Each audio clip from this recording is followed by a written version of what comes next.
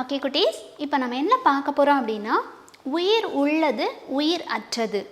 அது இங்கிலீஷில் நாம் லிவிங் நான் லிவிங் திங்ஸ் அப்படின்னு சொல்லுவோம்.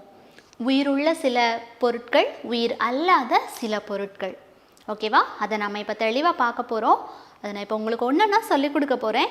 எதுக்கெல்லாம் உயிர் இருக்குது, எதுக்கெல்லாம் உயிர் இல்லை அப்படின்னு சொல்லிட்டு நம்ம அதை தெளிவாக கற்றுக்கலாம். போகலாமா?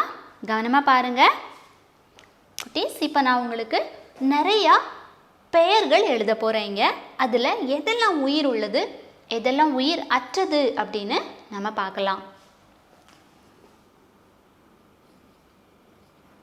முதல்ல மான்,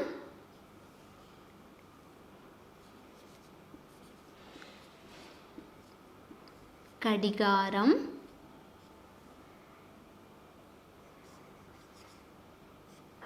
பூ,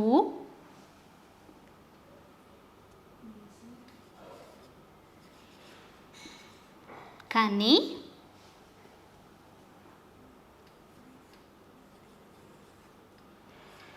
புலி,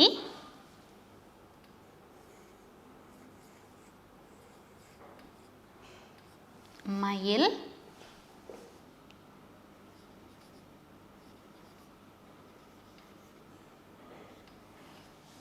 கதவு,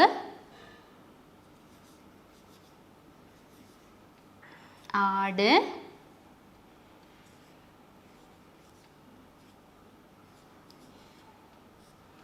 பந்து,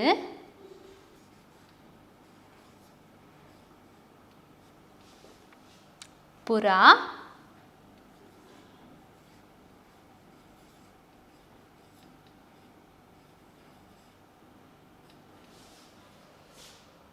பேருந்து,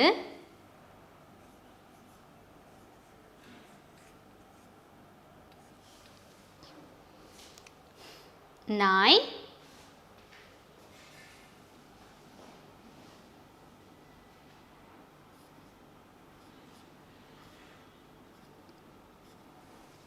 மரம்,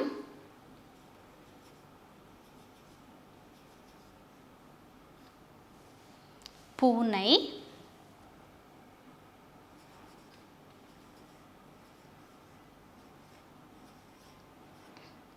வளையல்.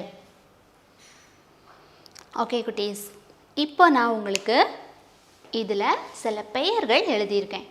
இதில் எதுக்கெல்லாம் உயிர் இருக்குது, எதுக்கெல்லாம் உயிர் இல்லை அப்படின்னு பார்க்கலாம். ஓகே, முதல்ல நான் எழுதியிருக்கிறது மான். மா இன் மான். ஓகே குட்டீஸ், மான் கட்டாயமாக உயிருள்ள ஒரு விலங்கு. எப்படி சொல்லலாம்? ஏன்னா அது சுவாசிக்குது, தன்னுடைய மூக்கால் சுவாசிக்குது, ஓடுது, நடக்குது, எல்லாமே பண்ணுது இல்லையா? கண்டிப்பாக உயிர் இருந்தால் மட்டும்தான் அதால் எல்லாம் பண்ண முடியும். முக்கியமாக சுவாசிக்கிற ஒரு விலங்கு. ஸோ இது உயிர் உள்ளது. உயிர் உள்ளது. அடுத்தது கடிகாரம். கடிகாரம் வீட்டில் எல்லாரும் பார்த்துருப்பீங்க. கடிகாரம் சுவாசிக்குதா? இல்லை இல்லையா? கடிகாரம் எங்கேயாவது நகர்ந்து போகுதா? அதுக்கு கை இருக்கா, கால் இருக்கா? இல்லை இல்லையா? அது ஒரே இடத்துல இருக்குது, நமக்கு மணி காட்டுது, அவ்வளோதான் இல்லையா? ஸோ கடிகாரம் உயிர் இருக்கா? கண்டிப்பாக இல்லை. ஸோ கடிகாரம் உயிர் அற்றது. இது உயிர் உள்ளது, இது உயிர் அற்றது. அடுத்தது பூ. ஓகே, பூக்கள் நம்ம நிறைய பார்க்குறோம். உதாரணத்துக்கு என்ன எடுத்துக்கலாம்? ரோஜாப்பூ எடுத்துக்கலாமா? ரோஜாப்பூ தினமும் அழகாக மலருது. ஓகேவா? அது சுவாசிக்குதா இல்லையா அப்படின்னு பார்த்தோன்னா கட்டாயமாக சுவாசிக்குது. அது சுவாசிக்க போய் தான் அதனால் அழகாக மலர்ந்து நமக்கு ஒரு அழகான பூவாகவும் வாசனை உள்ள ஒரு பூவாகவும் கிடைக்குது.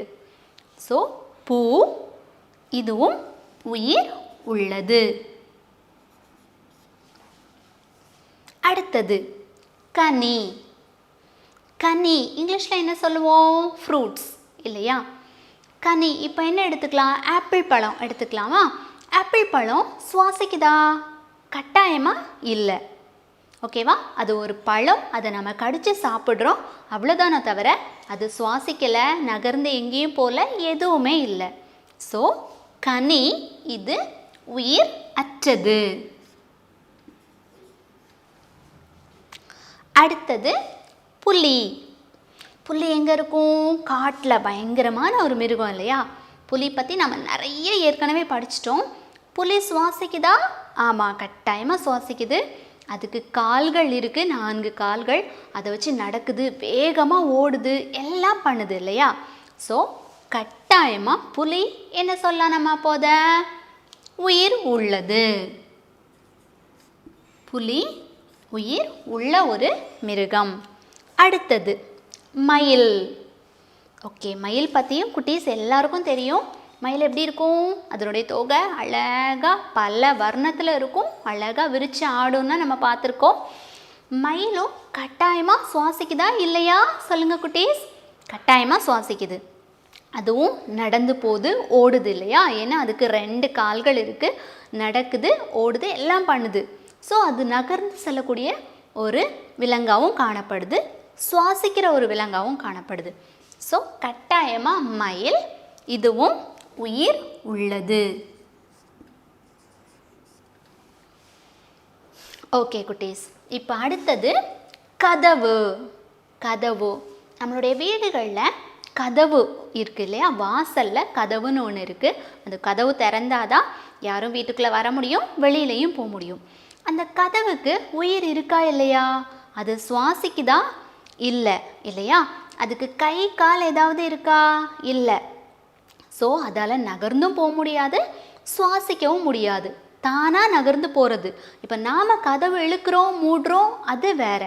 ஆனால் தானாக அதால் நகர்ந்து போக முடியுமா? கட்டாயமாக முடியாது. அப்போது கதவு என்னது? உயிர் அற்றது. உயிர் அற்றது. அடுத்தது ஆடு. ஓகே, ஆடு நம்ம நிறைய படிச்சிட்டோம். ஆடு பற்றி. ஆடு சுவாசிக்குதா? கட்டாயமாக சுவாசிக்குது. அதுக்கும் 4 கால்கள் இருக்குது, வேகமாக ஓடுது, நடக்குது, எல்லாம் பண்ணுது. அப்போ இதுக்கு முன்னாடியே நம்ம சில விலங்குகள் கூட பார்த்தோம். அப்படின்னா ஆடு எதை சேர்ந்தது? அதுக்கு உயிர் இருக்கா இல்லையா? எஸ், கட்டாயமாக உயிர் இருக்குது. அப்போது ஆடும் உயிர் உள்ளது. அடுத்தது பந்து. பந்து குட்டீஸ் எல்லாருக்கும் தெரியும். ஈவினிங் ஆனால், சாயங்காலம் ஆனால் பந்து வச்சு அழகாக விளையாடுறீங்க இல்லையா? அந்த பந்து சுவாசிக்குதா? இல்லை. அந்த பந்து தானாக எங்கேயாவது நகர்ந்து போதா? இல்லை. ஸோ பந்துக்கு உயிர் இருக்கா இல்லையா குட்டீஸ்? யோசிச்சு சொல்லுங்கள். கண்டிப்பாக அதுக்கு உயிர் இல்லை. பந்து உயிர் அற்றது. அடுத்தது புறா. புறா ஒரு அழகான பறவை, வெள்ளையாக இருக்கும், அழகாக பறவை. புறா சுவாசிக்குதா? கட்டாயமாக சுவாசிக்குது. அதுக்கு 2 கால்கள் இருக்குது, அழகாக நடந்து போகுது, ரெக்கைகள் இருக்குது, அழகாக பறந்து போகுது. ஸோ கட்டாயமாக புறா சுவாசிக்கக்கூடிய ஒரு பறவை தான். அப்போது புறாக்கு உயிர் இருக்கா இல்லையா? கட்டாயமாக இருக்குது. புறா உயிர் உள்ளது. அடுத்தது பேருந்து. பேருந்து. பேருந்து பற்றி நம்ம நிறைய படிச்சிருக்கோம் இல்லையா? பேருந்து பற்றி நம்ம ஏற்கனவே பார்த்துட்டோம். பேருந்துக்கு உயிர் இருக்கா இல்லையா? சொல்லுங்கள். அது சுவாசிக்குதா? இல்லை. ஓகே, அப்போ சுவாசம் இல்லை அப்படின்னா கட்டாயமாக அதுக்கு உயிர் இல்லை அப்படின்னு அர்த்தம். பேருந்து உயிர் அற்றது. அடுத்தது நாய். ஓகே, வீட்டில் எல்லாம் நாய்க்குட்டிலாம் செல்லமாக வளர்ப்பீங்க இல்லையா? ஓகே, நாய்க்குட்டி சுவாசிக்குதா? கண்டிப்பாக சுவாசிக்குது. அதே மாதிரி அதுக்கு எத்தனை கால்கள் இருக்குது? 4 கால்கள் இருக்குது. நடக்குது, வேகமாக ஓடுது, எல்லாம் பண்ணுது. திருடர்களெல்லாம் அவ்வளோ அழகாக பிடிக்குது. கட்டாயமாக நாய் சுவாசிக்குது. ஸோ நாய் உயிர் உள்ளது. அடுத்தது மரம்.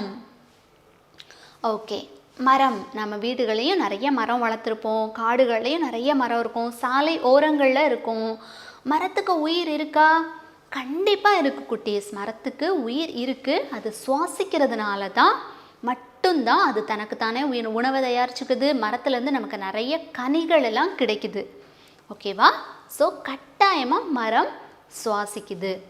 அப்போது மரம் உயிர் உள்ளது. அடுத்தது பூனை. பூனைக்குட்டி எல்லார் வீட்லேயும் இருக்கும், குட்டீஸ் பார்த்துருப்பீங்க. பூனைக்குட்டி வேகமாக ஓடுதா? ஆமாம், ஓடுது. 4 கால்கள் வச்சு அழகாக ஓடும் இல்லையா? அதே மாதிரி அது கட்டாயமாக சுவாசிக்குது. அது சுவாசிக்குதுன்னு நமக்கு தெரியும். தனக்குத்தானே நகர்ந்து செல்லக்கூடிய ஒரு திறமையும் அதுக்கு இருக்குது. ஸோ கட்டாயமாக பூனைக்கும் உயிர் இருக்குது. ஸோ பூனை உயிர் உள்ளது. கடைசியாக பார்க்க போகிறது வளையல். இதுதான் வளையல். வளையல் எல்லாருக்கும் தெரியும்ல குட்டீஸ். வளையல் உயிர் இருக்கா அதுக்கு சொல்லுங்கள். அது சுவாசிக்குதா? மூச்சு விடுதா? இல்லை. அது தனக்கு தானே நகர்ந்து செல்லுதா? இல்லை. எதுவுமே இல்லை இல்லையா? அப்போது வளையலுக்கு கட்டாயமாக உயிர் இல்லை. அப்போது வளையல் உயிர் அற்றது. ஓகே குட்டீஸ், இப்போ நாம் கிட்டத்தட்ட ஒரு 15 பெயர்கள் பார்த்துட்டோம். 15 பெயர்கள் பார்த்து எதெல்லாம் உயிர் உள்ளது, எதெல்லாம் உயிர் அற்றது அப்படின்னு சொல்லி தெளிவாக பார்த்து முடிச்சிட்டோம்.